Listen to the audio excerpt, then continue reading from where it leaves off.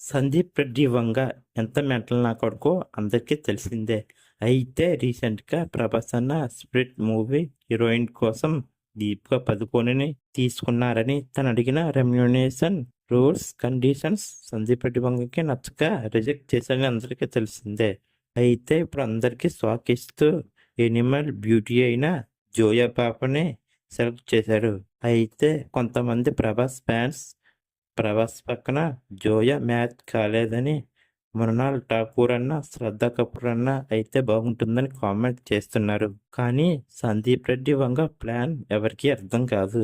చూడాలి ఈ 'స్పిరిట్' మూవీతో సందీప్ రెడ్డి వంగ ప్రభాస్ బాక్సాఫీస్ వద్ద ఎలాంటి రికార్డ్స్ లేపి మింగుతారో అని. ఈ 'స్పిరిట్' మూవీకి ఎంత అయిపోయిందో చెప్పవలసిన అవసరం లేదు. 'సలార్ 2'కి ఎంత అయిపోయిందో ఈ మూవీ కూడా అంతే అయిపోయింది. వన్స్ ఒక్కసారి మూవీ రిలీజ్ అయితే బాక్స్ ఆఫీస్ని తగలబెట్టడం ఖాయం. కానీ ఈ 'స్పిరిట్' మూవీ షూటింగ్ ఎప్పుడు స్టార్ట్ చేస్తారన్నది క్లారిటీ లేదు. చూడాలి సందీప్ రెడ్డి వంగ ఈ 'స్పిరిట్' మూవీని త్వరగా కంప్లీట్ చేసి రిలీజ్ చేస్తారో లేదో అని.